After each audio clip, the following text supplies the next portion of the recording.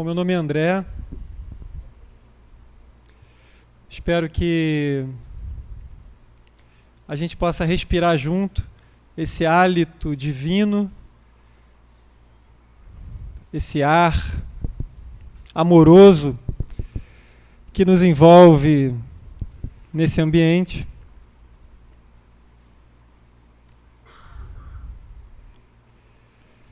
E preenchidos de amor, a gente possa sair por aí transbordando e dando a nossa contribuição para saciar fome e sede de amor de todos os nossos irmãos. Somos convidados a um gesto de cura coletiva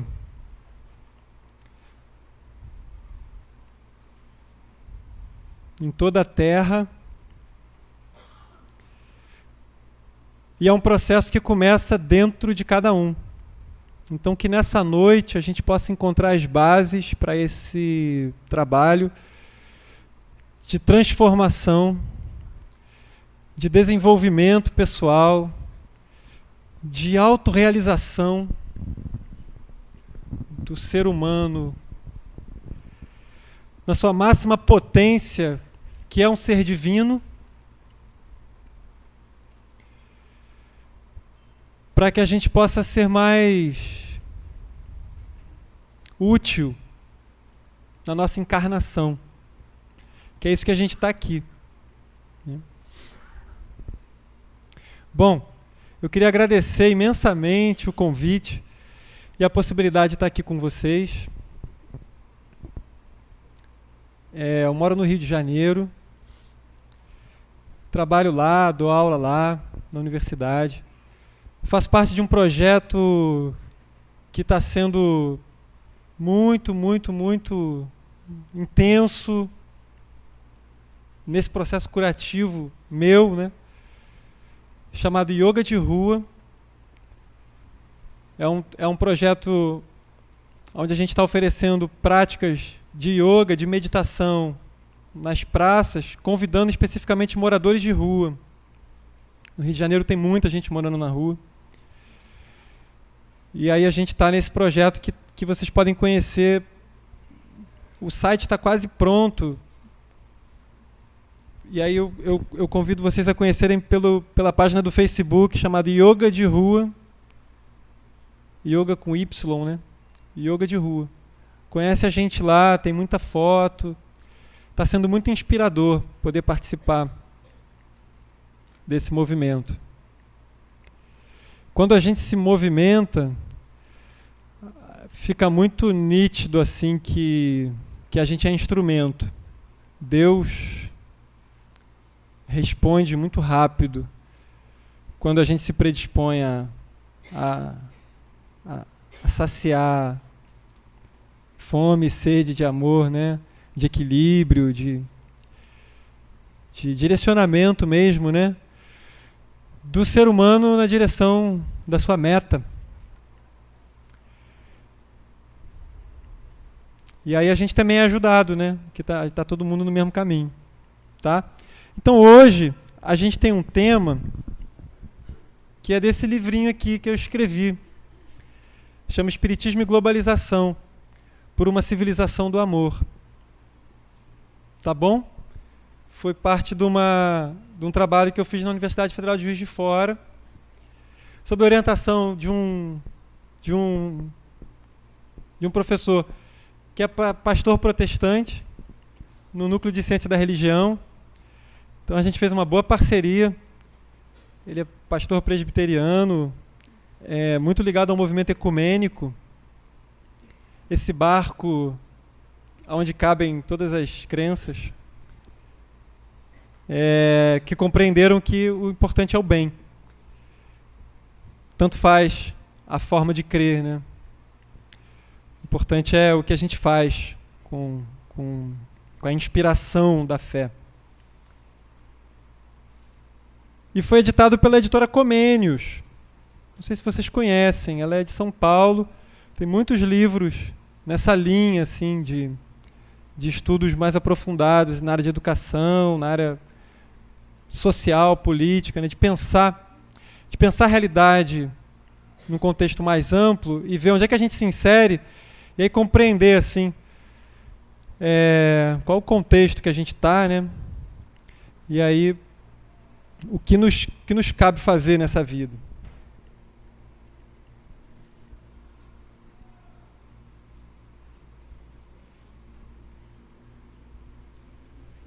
Então, assim, tem 4 palavras aqui nesse título, a gente vai falar delas, né? Espiritismo,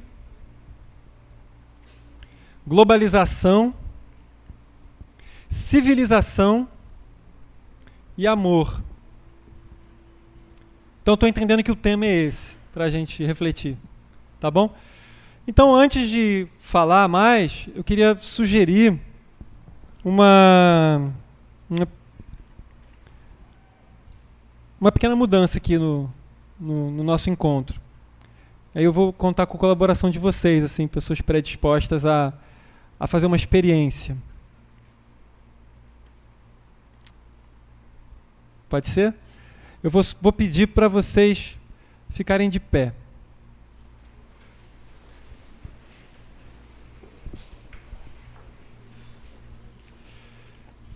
Agora, eu vou pedir para vocês olharem para esse salão onde a gente está. Aí onde você está, dá uma olhada para esse salão assim à sua volta. Faz um pequeno estudo desse espaço onde a gente está. Percebe a presença de outras pessoas. E agora, que é um gesto um pouco mais ousado, eu vou te pedir para você trocar de lugar e sentar em outro lugar. Talvez longe, de preferência um pouco longe de onde você está, para a gente poder fazer a experiência. Então, de repente, quem está de um lado vai para o outro, quem está do outro vai para um lado. Casal, se quiser permanecer junto, pode. Tá bom? Luz passa através de mim. Luz passa através de mim. Eu não quero pegar pra mim, que flua através de mim. Eu não quero pegar pra mim, que flua através de mim. Cura através de mim. Cura através de mim. Se o amor vem pra nos curar, que flua através de mim. Se o amor vem pra nos curar, que flua através de mim. Luz passa através de mim. Luz passa através de mim. E aí?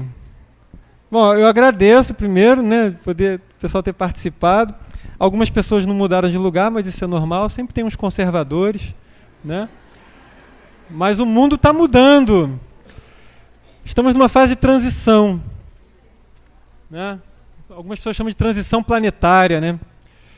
E aí como é que a gente se encaixa nesse contexto, né? Não sei como é que vocês estão vendo isso. Como é que é para vocês, né? De repente estar vendo as coisas agora por um outro ângulo, por um outro ponto de vista, né? O convite nesse tempo que a gente está vivendo é sair do lugar onde a gente está e ver as coisas por um outro ponto de vista. Nós estamos numa transformação, né? O Spinoza, ele dizia que a humanidade ela evolui sempre em 3 etapas, né? Tem a era da magia, que é uma era supersticiosa. Depois começa a surgir, a partir da observação, o conhecimento, a era da razão. Mas a era do conhecimento também chega a um fim e a gente entra numa nova etapa, que é a etapa da autocriação. E eu sugiro que a gente está vivendo isso hoje. Então a gente viveu a era da superstição, a era da alquimia, né? do conhecimento, do pensamento muito ligado à mitologia, né? Ao esoterismo. Veio a era do conhecimento, a ciência, a razão. Mas chega um momento que a humanidade precisa superar a própria possibilidade de descrição da realidade a partir de conceitos pré-definidos, né? Porque o conceito pré-definido ele encaixa bem aqui, mas muitas vezes gera uma espécie de desalinhamento entre o pensamento e a vontade, o pensamento e o sentimento. Então precisa alinhar mente e coração. E esse é um processo que cada um tem que fazer por si. Então é um processo de autoconhecimento profundo. E é isso, e é nesse contexto, no final da era do conhecimento, que a doutrina espírita vem e fala: conhece-te a ti mesmo. Retoma uma frase lá de trás, né? E nesse processo de ir para dentro, não tem fórmula pronta. Então não tem mandamentos morais pré-estabelecidos. O Livro dos Espíritos não tem um conjunto de mandamentos, como lá antigamente na lei de Moisés dizia: faça isso, não faça aquilo, faça isso, não faça aquilo. O Livro dos Espíritos diz: a consciência está dentro de você. Observa dentro de ti mesmo, né? A lei, e descobre, né? Então é uma tarefa que hoje eu ouso dizer que é um processo de criação que se faz durante a própria vida, na vida de relação. É na relação com o outro e na nossa relação com as coisas que a gente vai se descobrir, no duplo sentido da palavra se descobrir. Se descobrir, ou seja, se conhecer, e se descobrir, ou seja, tirar a coberta que nos cobre a ignorância, né? A ignorância. A gente sabe falar muito bem sobre Deus. A gente não sabe quase nada de Deus. Porque uma coisa é falar de Deus com uma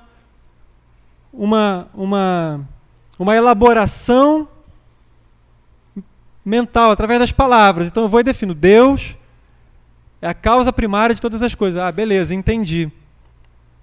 Mas entendeu aqui, né? E aqui?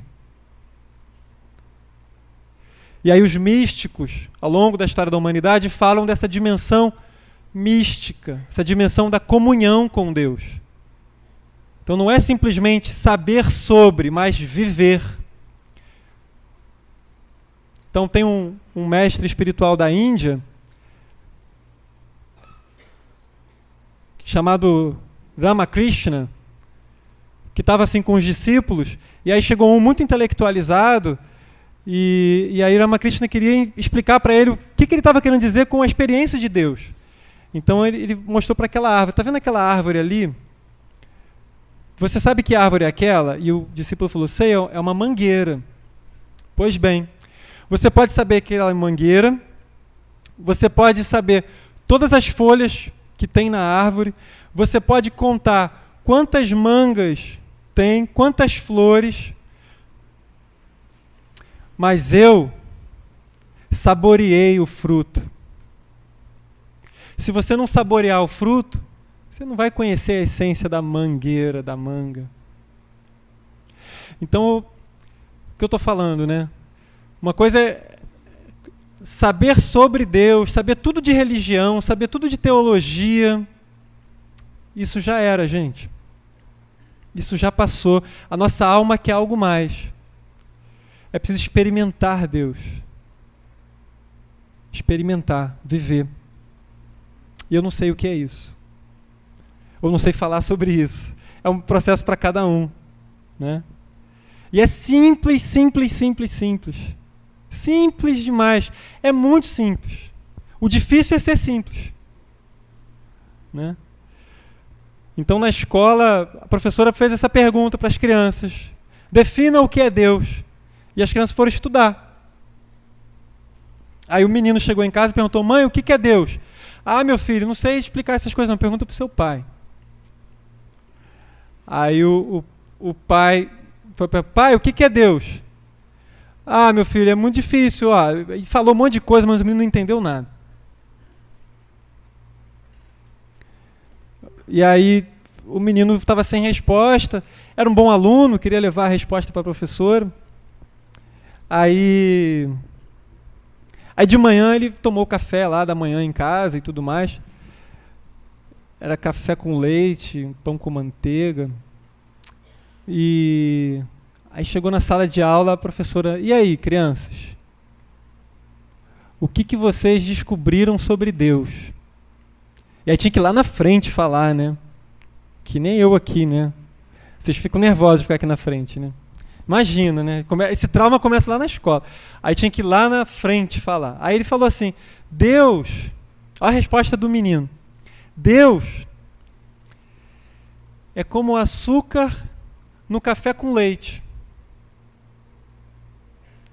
A gente não vê. Mas sem ele fica ruim. E com ele fica tão gostoso.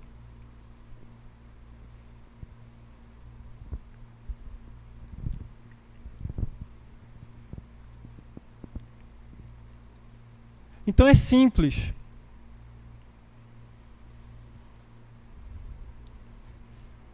É como na metáfora do oceano, né?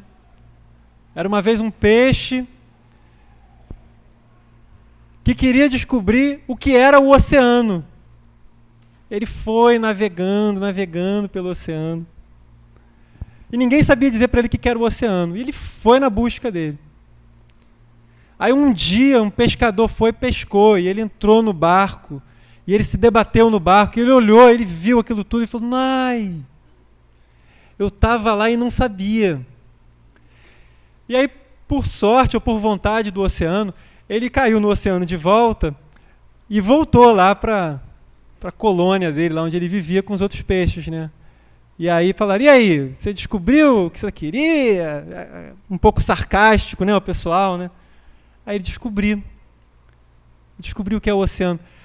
O oceano, aí ele começou a falar, né, as metáforas, né? É difícil falar, né? O oceano está em toda parte. Aí todo mundo: hein? O que você está falando? É isso, né?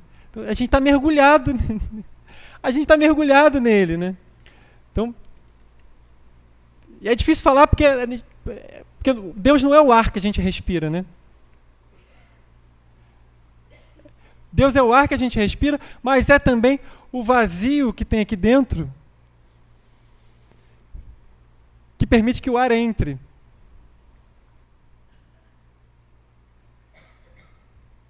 Está dentro e está fora, né? E aí, é claro, a gente fala disso e a gente traz uma espécie de consciência, então, que a gente está realmente, de fato, mergulhado num oceano existencial, vasto, profundo, de amor. E aí, diante dessa consciência, qual é o problema da vida? Não tem problema, né? Qual é a sua questão? O que está trazendo dificuldade para a sua vida? Não tem. O que você precisa para viver? O que você precisa que você não tem? Então é simples, é simplicidade tamanha. Me lembro muito do Francisco de Assis, né? Que é isso, ele entrega as roupas, não precisa de mais nada, já descobri que eu tenho tudo. O céu, quer dizer, o teto são as estrelas. As paredes são os nossos corações. Consciência cósmica do amor, né? E aí a gente está na abundância de vida. Não precisa de mais nada. Já tem tudo.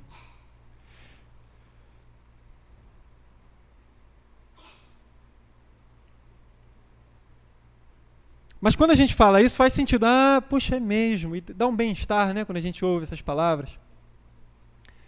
Mas daqui a pouco a gente começa a pensar em outras coisas, né? E daqui a pouco começa a surgir de novo um sentimento de falta, um sentimento de vazio dentro da gente. E esse é o nosso processo. Quer dizer, a gente experimenta um pouco da centelha divina, né? Mas a gente ainda não ardeu na fogueira completamente, né? Eu acho muito bonita a fogueira, né? Quando a gente vê o fogo queimando, que sobem aquelas bolinhas de fogo assim. Vocês sabem para onde vão quando aquelas bolinhas se apagam? Aquele foguinho que sobe quando eles se apagam, para onde vai? Para onde vão as centelhas quando elas se apagam? Essa é uma pergunta do Fellini num filme dele, né? Para onde vão as centelhas quando elas se apagam? E aí é um pouco isso, quer dizer, a gente vê a centelha e mas tô sendo metafórico, tá? Mas a vida espiritual quer de nós que a gente arda na fogueira.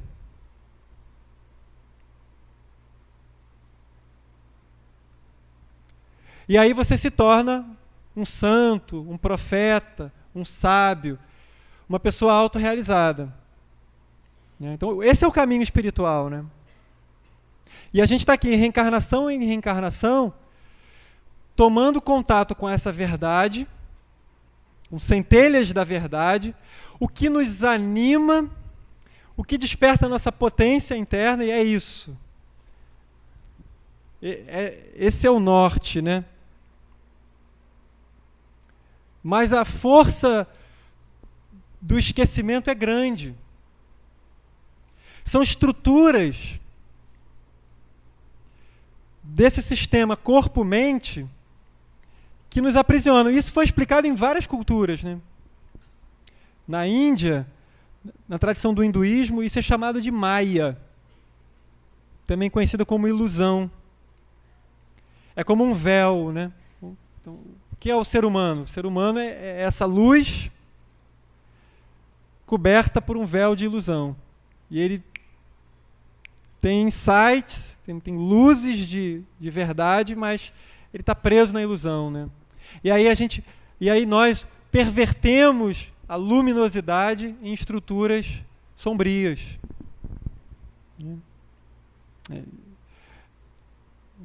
Que obscurecem, né? E aí a cultura, a vida em sociedade. E aí eu estou falando estou indo para falar de globalização, né?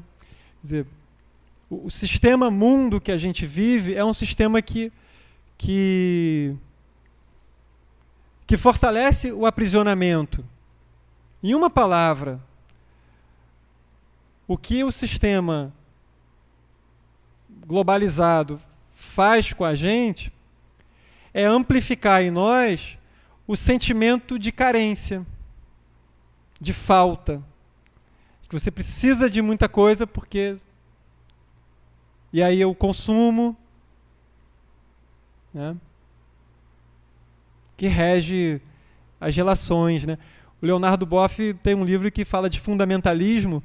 Ele analisa os fundamentalismos religiosos e fala que no mundo do mercado, o fundamentalismo é o consumo.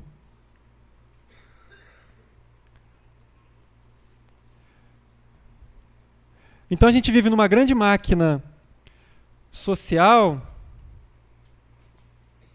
que direciona as nossas energias para uma realidade muito mesquinha, aonde o egoísmo é exaltado. Então, é uma ideologia, de fato. É um sistema naturalmente corrompido. Então, a gente vive num sistema econômico, político, social, regido pela corrupção. Faz parte do sistema. Então, quando as pessoas falam dos corruptos, né, esse é um fenômeno muito pequeno. O sistema inteiro é corrupto. Gente, é uma explicação simples. Tem um livro do Cal Polanyi, chamado A Grande Transformação, que ele mostra isso. Quando a gente desenvolveu a sociedade para esse estilo regido pelo dinheiro, a partir da industrialização, a gente cometeu um grande pecado em transformar a terra em mercadoria. Em transformar o ser humano em mercadoria. Em exaltar esse que seria um instrumento de troca, que é um dinheiro, em mercadoria. E surge o capital especulativo, que são os juros. Eu ouso dizer, ninguém fala mais disso, né? Isso a igreja cristã falava na Idade Média, condenava os juros como pecado. O que a gente fez foi perdoar o capitalismo, né? E se perdeu de Deus. Gente, se alguém pedir dinheiro emprestado para mim, e eu puder emprestar, eu não cobro juros. Alguém aqui cobra juro de amigo? Não, ninguém faz isso. Isso não faz parte do nosso senso ético, moral. Ó, estou precisando de R$100, me empresta. Um irmão seu pede, aí você vai e empresta. Mês que vem eu te pago, tá, beleza, aí ele vai e te paga. Ah, não, 103, 3%. Ninguém faz isso, porque isso é imoral, né? Isso é imoral. Você pode defender, a gente pode discutir e conversar, tá? Eu posso estar errado, mas o meu senso moral, e cada um de nós tem um senso moral, estou apelando para esse senso moral de vocês. Diz que é esquisito essa história de juros, né? Só que o que aconteceu? Talvez lá na história da economia, desculpa, eu sou economista, né? Talvez lá na história da economia começou a surgir uma banquinha que emprestava juros, tem um trabalho associado ali. Ah, é até justo, né? O sujeito ali, ele... Só que a coisa cresceu de forma tamanha que a coisa ficou absurda demais. Eu vou dar um último dado para parar de falar de economia com vocês. Vamos voltar a falar de Deus. Mas olha, por exemplo, a gente fala a questão dos governos brasileiros, do Estado Nacional, de não ter dinheiro para investir, né? Hoje mesmo estava conversando com uma assistente social, a questão das instituições abandonadas, não vem verba, não tem dinheiro e tal. Né? A gente fica numa luta danada, tentando ajudar as crianças, ajudar, né, os mais fracos, que é o nosso chamado, né? Ajudar quem está caído, né? Então, quer dizer, o Estado, isso é um dever nosso, né? Quem caiu a gente dá a mão, né? E aí a gente conseguiu criar instituição para isso. Olha que maravilhoso, né? Uma sociedade que regula a proteção social. Isso é cristão, né? Nas suas origens. E aí o Estado não tem verba, e cadê o dinheiro, né? E aí você pega as contas públicas do dinheiro que o Estado tem para investir, que são bilhões, metade é para pagar juros da própria dívida que o Estado faz. Ou seja, o Estado ele entra no mercado das finanças e fica retroalimentando o sistema de juros. Então, o que eu estou falando para vocês? Que existe um sistema mundial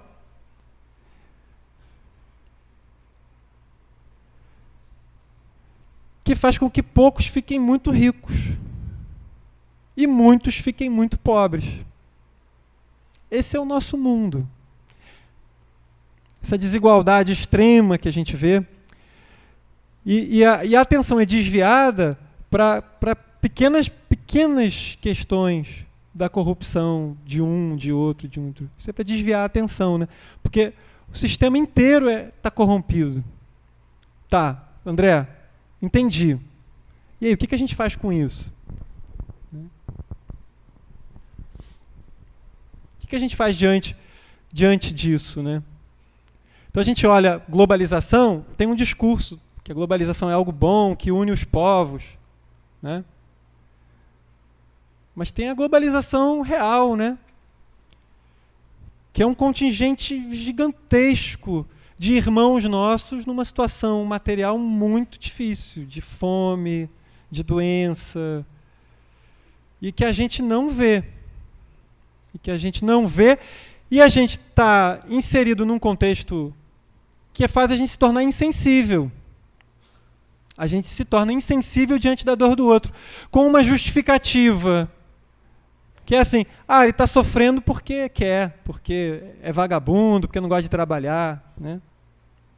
Então são coisas que estão aqui, são embates ideológicos muito fortes, muito fortes. E para a gente que está numa busca espiritual, como é que a gente se posiciona diante disso?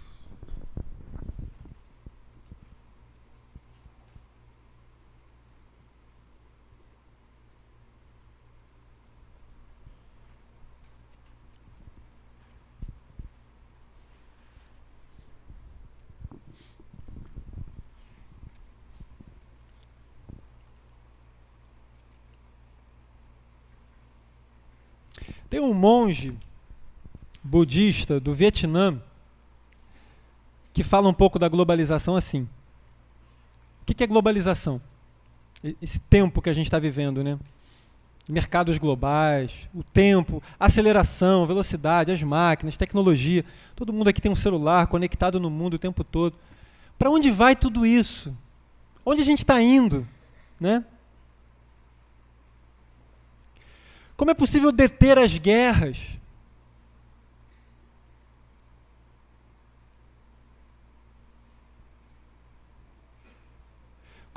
Por que ainda existe arma? Por que produzimos armas? A arma só tem o objetivo de tirar a vida de outro ser humano. Isso não faz o menor sentido.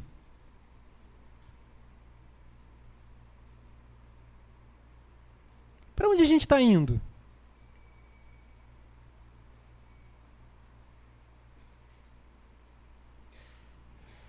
E aí esse monge, né, fala o seguinte: era uma vez um homem montado a cavalo e estava galopando numa estrada. E aí um moço que estava na beira da estrada perguntou: para onde é que você está indo? E o homem respondeu: não sei, pergunta para o cavalo. É o que a gente está vivendo. Então, o que eu estou querendo dizer, refletir com vocês hoje, é que a gente não sabe para onde a gente está indo. E a gente não tem controle para onde a coisa vai. Então não está nas nossas mãos, de alguma maneira. André, eu vou sair angustiado da sua palestra hoje. Não era a minha intenção. Para tudo tem cura.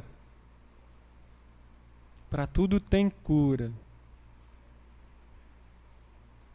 Esse mesmo monge, ele conta que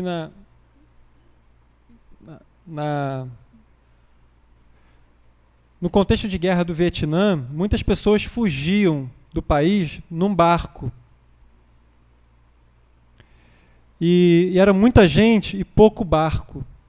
Muito desespero essa fuga. E que muitos barcos afundavam. Eles eram conhecidos como homens do barco. Muitos barcos afundavam nessa travessia. E aí as pessoas, com o tempo, aprenderam uma coisa. Se você está num barco que está afundando, faz toda a diferença se nesse barco tem uma pessoa tranquila. Se uma pessoa, nesse barco que está prestes a afundar, permanece calma, a sua calma é capaz de contagiar as outras e todos em calma conseguirem se salvar.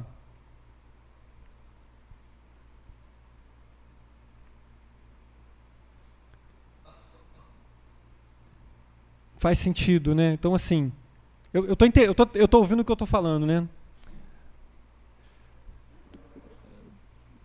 O barco está afundando. E é bom que afunde. É bom que afunde.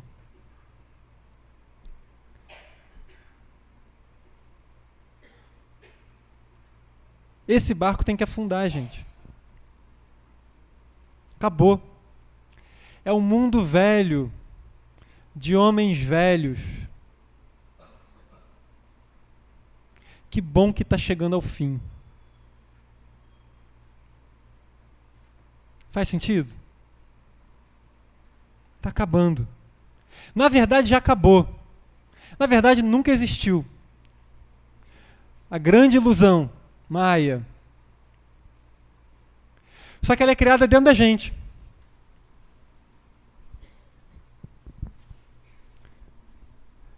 Não existe nada fora. Está tudo dentro.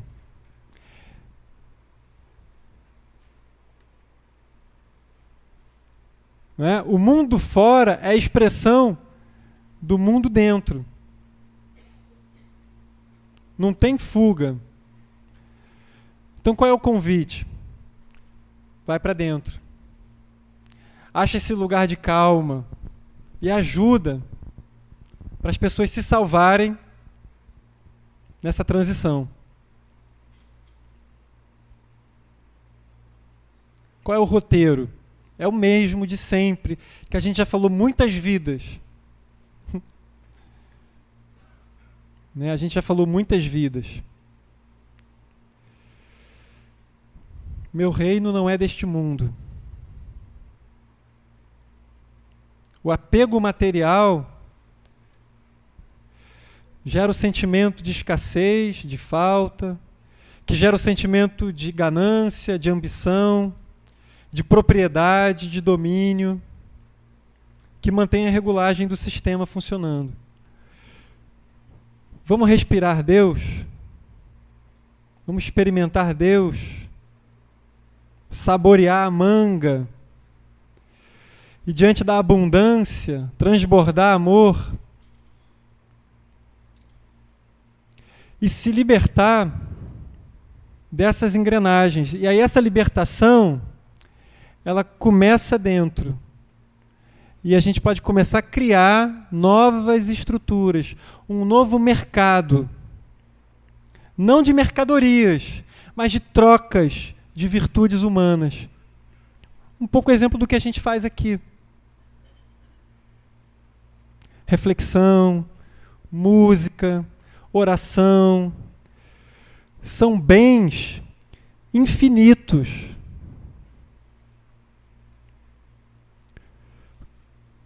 Cultivar o tesouro que nem a traça rói, nem a ferrugem corrói. Jesus, o carpinteiro de Nazaré.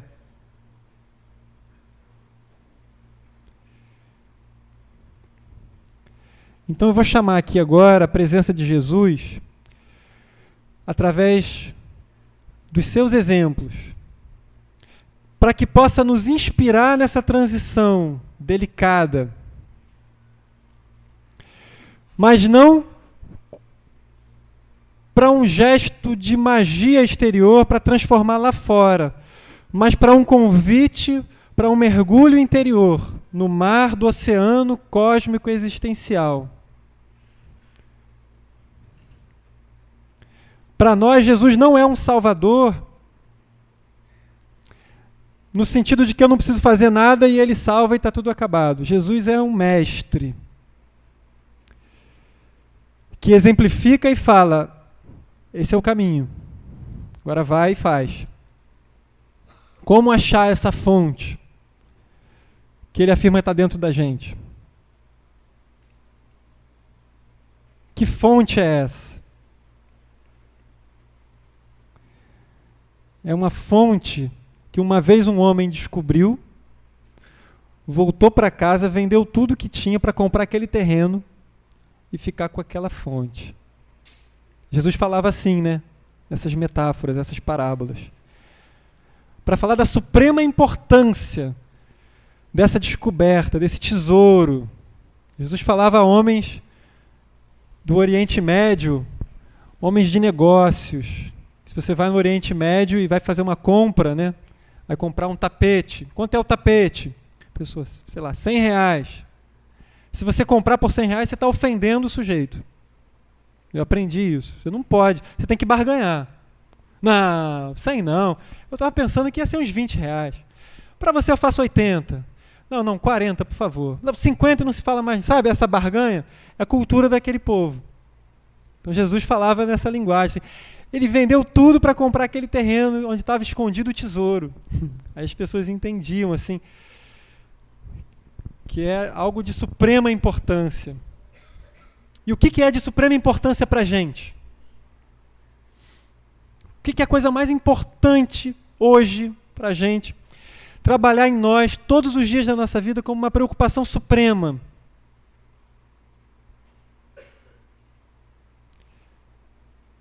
Então Jesus caminhava pelo deserto e tinha sede. E aí encontrou uma mulher sentada na beira de um poço de água. Quem tem sede quer água. E aí Jesus conversa com ela, né? Só que ela era samaritana e naquela cultura, naquele contexto, tinha muito preconceito com o samaritano, né? Ela fala, nossa, você é judeu, está falando comigo? Aí Jesus fala, onde está seu marido? Ela, eu não tenho marido. Já tive muitos. Jesus sabia da sede de amor dessa mulher. Chegará um dia em que não se rezarão nem aqui nem acolá, mas todo lugar é templo de Deus. Falando para essa diferença de religião que voltou na nossa memória coletiva, acordou de novo.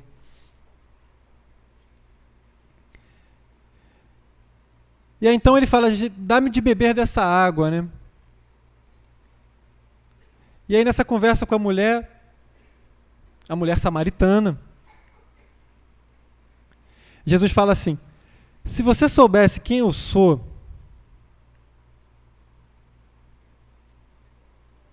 você que pediria para beber da água que eu tenho para dar. Hoje eu estou aqui pedindo água para você, mas se você soubesse quem eu sou, você que estaria pedindo para beber da água que eu tenho para oferecer. Porque a água que eu tenho para oferecer fará jorrar rios de água viva no teu coração. E você nunca mais terá sede.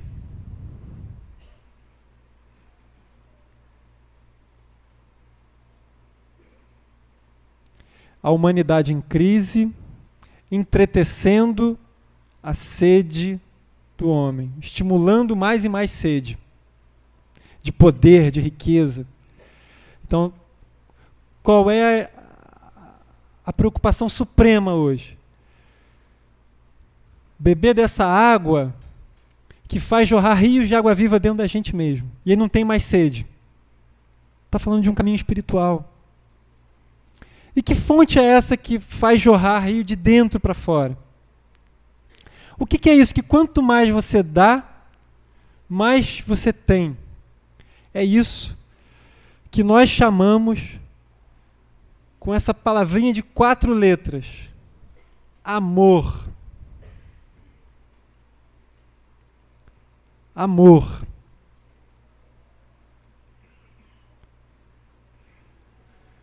Quando o amor estiver na lei dos homens, não haverá mais injustiça. Foi a página que foi lida aqui no início. Sirva de base às instituições sociais, a caridade, a abnegação entre os povos. Olha o que a doutrina espírita está falando. O amor não é só um remédio para o indivíduo. O amor é o remédio para a humanidade inteira, construir uma forma de se organizar que é contrário à energia da ganância, mas é da doação. Então que a partir de hoje, quando a gente for no comércio, a gente pegue as coisas não por dinheiro, mas porque a pessoa vai doar para você. E você vai doar o que você tem para a pessoa. É meio maluquice isso, né? É uma utopia, né? O que a doutrina espírita está falando é de um mundo que não precisa de dinheiro. É abundante. E você dá do que você tem. Essa é a construção, o horizonte de futuro. A civilização é uma evolução. Então começou na barbárie, veio a civilização material, mas o futuro é uma civilização espiritual. não tem juros nos mundos superiores. Tem serviço.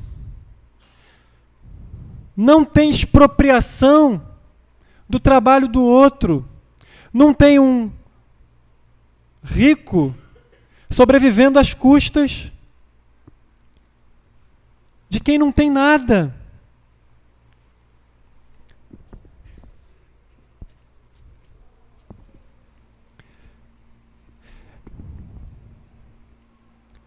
O que pensar dessas pessoas que vivem às custas dos mais fracos? Tá no Livro dos Espíritos. Esquecem a lei de Deus e terão de responder pelas privações causadas a ele. No capítulo Lei da Igualdade. A desigualdade social é uma invenção humana. A civilização do amor é o nosso horizonte futuro. Mas o futuro não se faz no futuro. Porque o futuro não chegou ainda, né?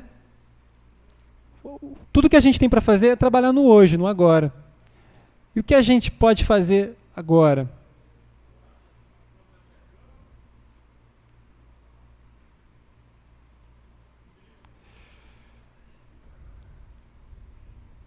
Eu não sei, cada um vai fazer por si. Né? Eu convido a gente a meditar. Meditar mesmo, respirar. Faz pelo menos assim, se você puder, um exercício, né? Fecha os teus olhos um pouquinho. E fica aí observando a sua respiração. O ar que entra, o ar que sai.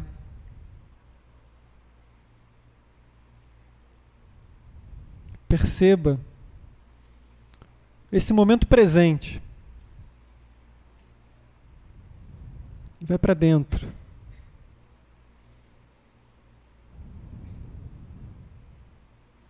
A respiração te convida a ir para dentro.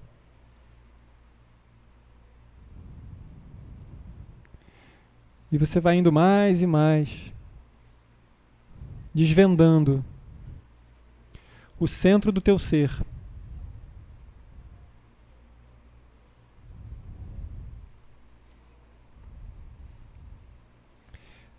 A possibilidade de meditar como um caminho para a interioridade.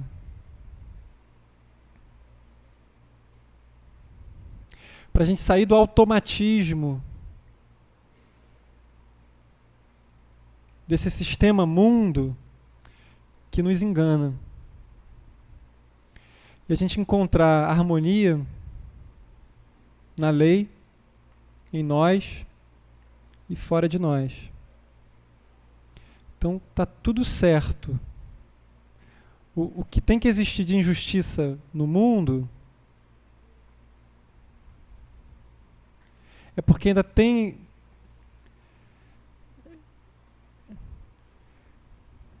essa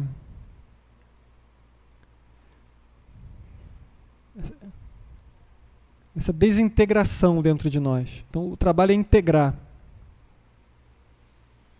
Integrar mente, coração.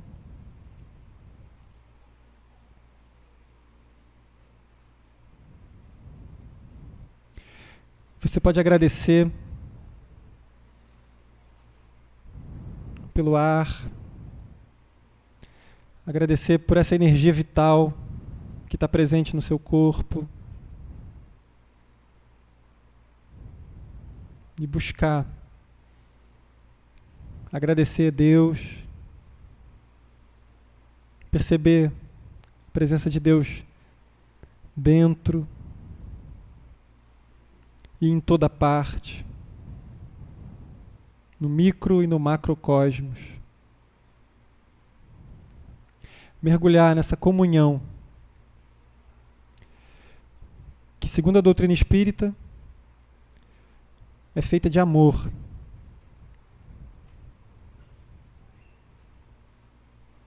Se você quiser, pode abrir os olhos. Se quiser continuar respirando, pode. ter essa experiência de unidade. Somos um, dizem os índios. Unidade com a terra, unidade entre nós, né, entre irmãos, unidade com o Criador. Então a consciência dessa unidade, a gente tem uma dupla consciência. Dentro de nós tem essa consciência da unidade. É a nossa mente crística, nossa mente iluminada, que percebe a conexão. Mas dentro de nós tem também muito barulho, a mente muito perdida, muitos pensamentos. Então meditar é bom para olhar essa mente perdida e, tá, beleza, eu sei que você vai para lá e para cá, mas tem uma consciência que observa tudo isso.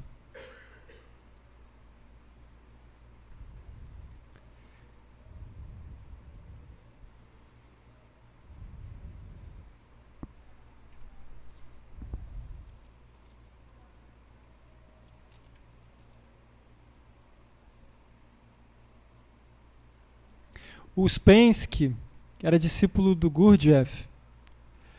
Quando conheceu o Gurdjieff em Paris, se encontraram na sexta-feira, e o Gurdjieff falou o seguinte para ele: o seu treinamento vai ser assim.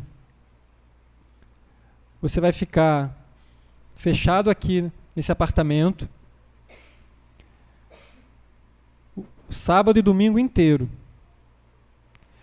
Não pode ligar a televisão, não pode ligar o rádio, não pode ler livro, não pode escrever, não pode nada. Você vai ficar só pensando na sua vida, em você.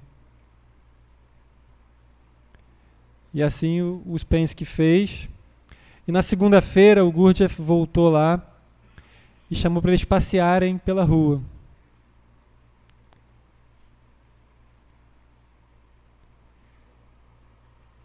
Aí eles caminhando assim, o Ouspensky falou: nossa, eu estou com a sensação de que está todo mundo dormindo. As pessoas estão andando como sonâmbulas. É como se só nós dois estivéssemos acordados.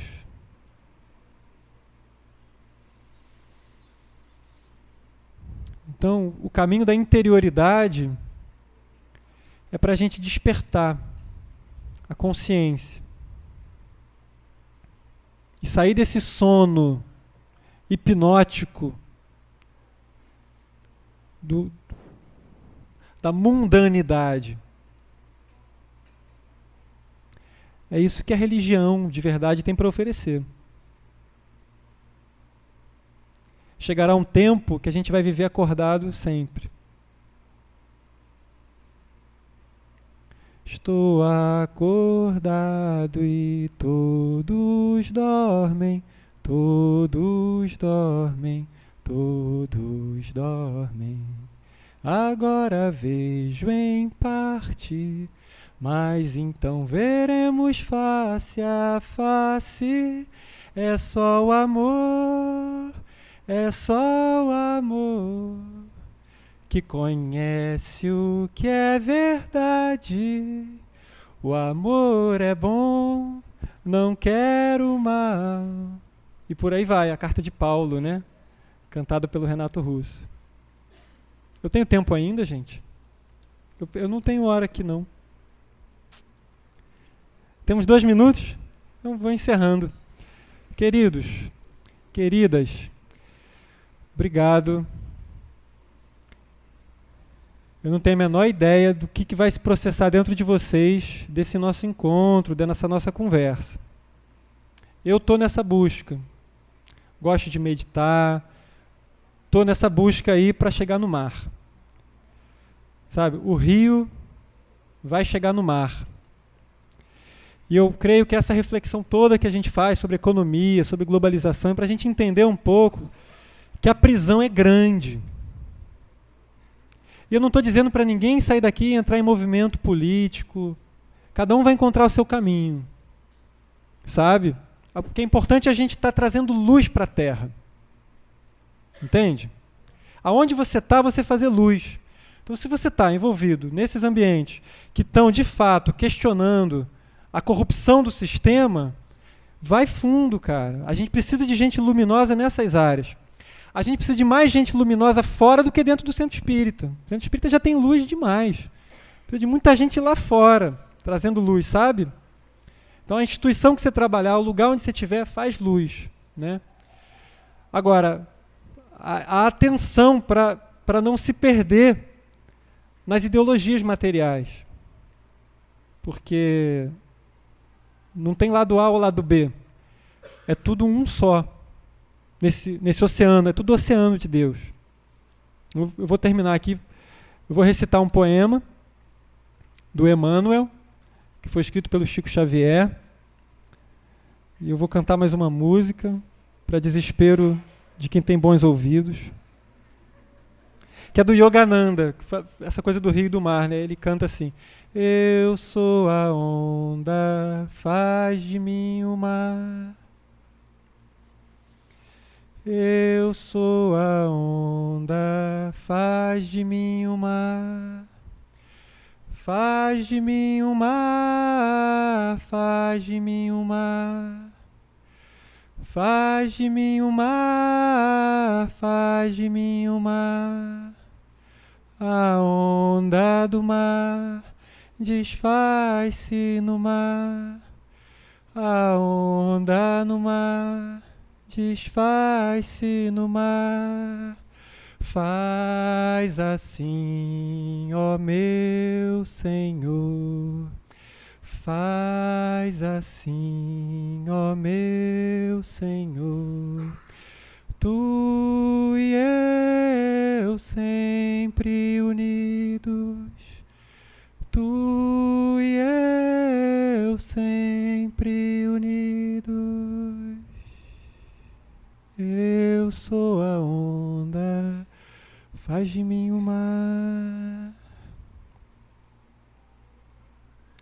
No futuro, quando o homem gravar na própria alma os parágrafos luminosos da divina lei, o irmão não repreenderá outro irmão, o companheiro não denunciará seu irmão.